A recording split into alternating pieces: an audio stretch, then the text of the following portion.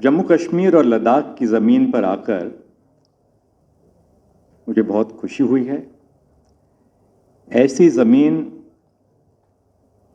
जिसने अपनी खूबसूरती से लोगों को कई सदियों से लुभा कर रखा है, ऐसी ज़मीन जहां लोगों ने शायरों और कलाकारों को अपने जज्बात जाहिर करने का मौका दिया।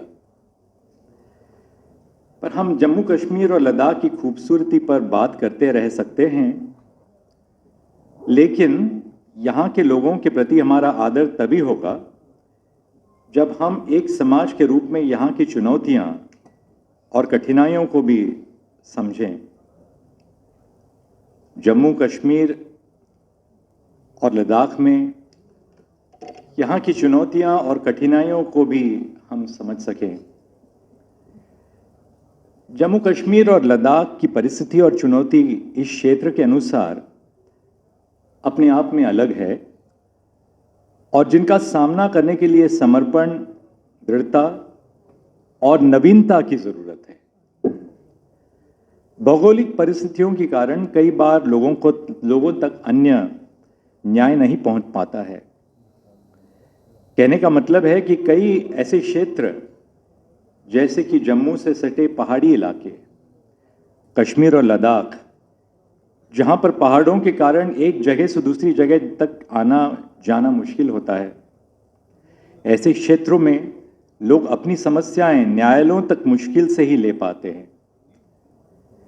कभी कभी इतनी सर्दी होती है कि घर से निकलना भी मुश्किल होता है। यहां तक कि अलग अलग शहरों में मौसम और पहाड़ी रास्तों में आने जाने की कठिनाई भी होती है।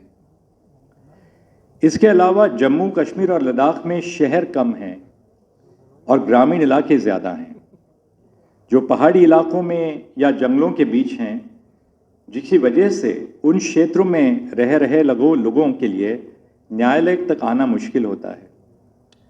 इसके साथ साथ जम्मू से सटे पहाड़ी इलाकों में, कश्मीर और लद्दाख में कई बार भूस्खलन और बर्फबारी की वजह से भी लोग न्यायालय और कानूनी सेवाओं का इस्तेमाल नहीं कर पाते हैं। ये सत्य है, असलियत है। सर्दियों में कोर्ट का बंद रहना न्याय प्रणाली को प्रभावित कर देता है। न्यायालयों तक लोगों का न पहुंच पाना समाज में कई मुद्दों को कानून के दायरे से बाहर कर देता है। यह एक चिंता का विषय है। इन्हीं परिस्थितियों में और इन कठिनाइयों का ध्यान रखते हुए कि न्यायपालिका में एक तकनीकी परिवर्तन आ चुका है। एक समय इस बारे में सोचना भी मुश्किल था, पर अब टेक्नोलॉजी के सहारे न्याय प्रणाली को चलाना और न्याय प्रणाली को सुधारना एक शुरुआत किया है। इनमें से डॉक्यूमेंट मैनेजमेंट सिस्टम और national services and tracking of electronic processes यानी कि एनस्टेप इनिशिएटिव की आज हम शुरुआत कर रहे हैं। इन प्रक्रियाओं में और इन प्रकल्पों के माध्यम से हम न्याय प्रक्रिया में काफ़ी सुधार ला सकेंगे। डीएमएस के जरिए कोर्ट से जुड़े सभी कानूनी दस्तावेज एक केंद्रीय जगह पर व्यवस्थित और सुरक्षित रखे जा सकेंगे और अगर किसी भी जानकारी या दस्तावेज को निकालना हो तो डीएमएस के जरिए बहुत आसानी से उसे निकाला जा सकेगा। इस व्यवस्था के जरिए कागज़ का इस्तेमाल भी कम हो जाएगा। एनस्टेप के जरिए नोटिसेस और समन्स को ट्रैक पर पाना आसान हो जाएगा। कई बार नोटिसेस और समन्स में देरी होने के कारण भी सुनवाई में देरी हो जाती है। इसमें एनस्टेप के द्वारा सुधार होगा। ये दोनों नई प्रणाली अपने आप में तकनीकी चमत्कार है। साथ ही साथ यह इस बात का भी सबूत है कि हम तकनीक के सहारे अपनी न्याय व्यवस्था को सुधारने में लगे हैं। मुझे इस बात पर पूरा भरोसा है कि इन नई सेवाओं के आने से जम्मू कश्मीर और लद्दाख हाईकोर्ट जनता के लिए और बेहतर बनेगा। मुझे इस बात की भी खुशी है कि डीएमएस और एनस्टेप का इस्तेमाल जम्मू कश्मीर और लद्दाख के जिला न्यायालय यानी डिस्ट्रिक्ट कोर्ट्स में भी होगा।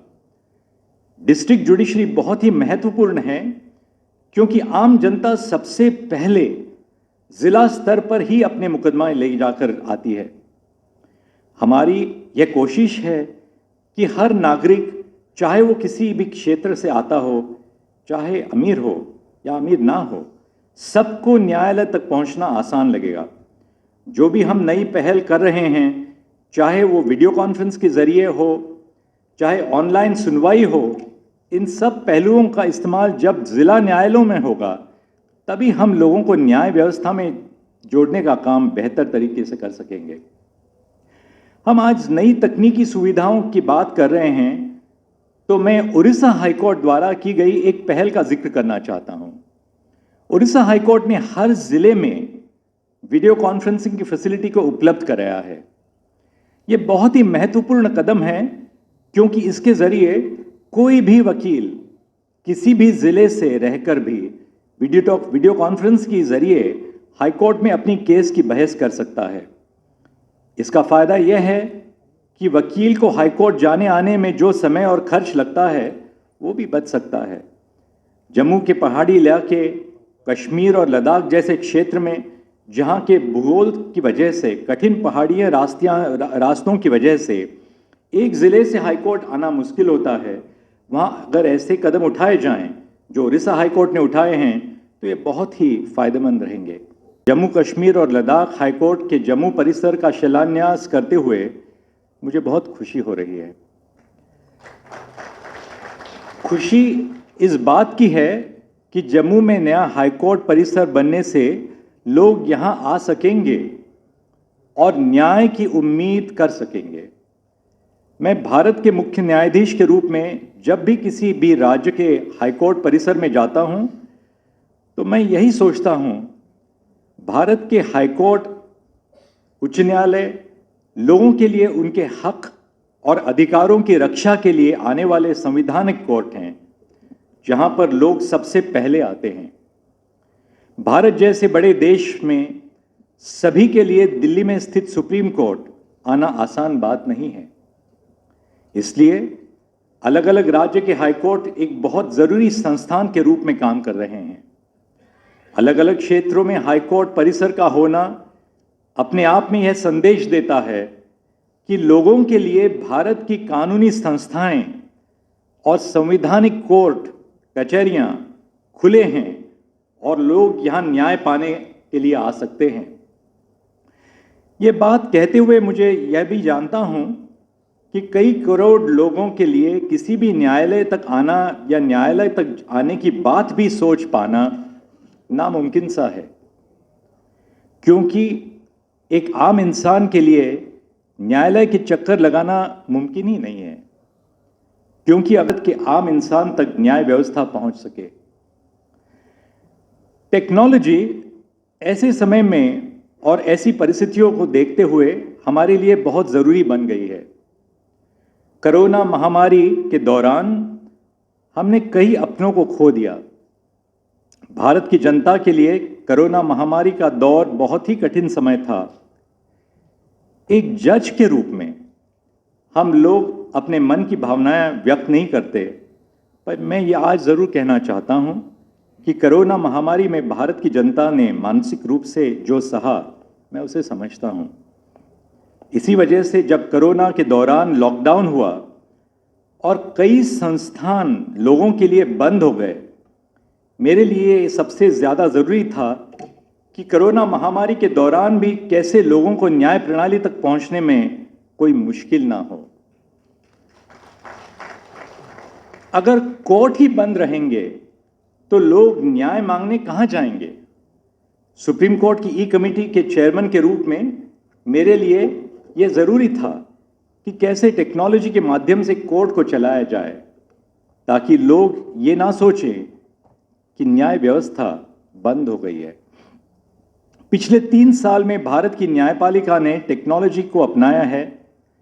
कोरोना महामारी के दौरान जब कोर्ट परिसर बंद हो गए, तब जजों, वकीलों, खासतौर पर वकीलों और खासतौर पर अपने कोर्ट स्टाफ ने बहुत तेजी से और समझदारी से ऑनलाइन कोर्ट चलाने की प्रक्रिया को शुरू किया।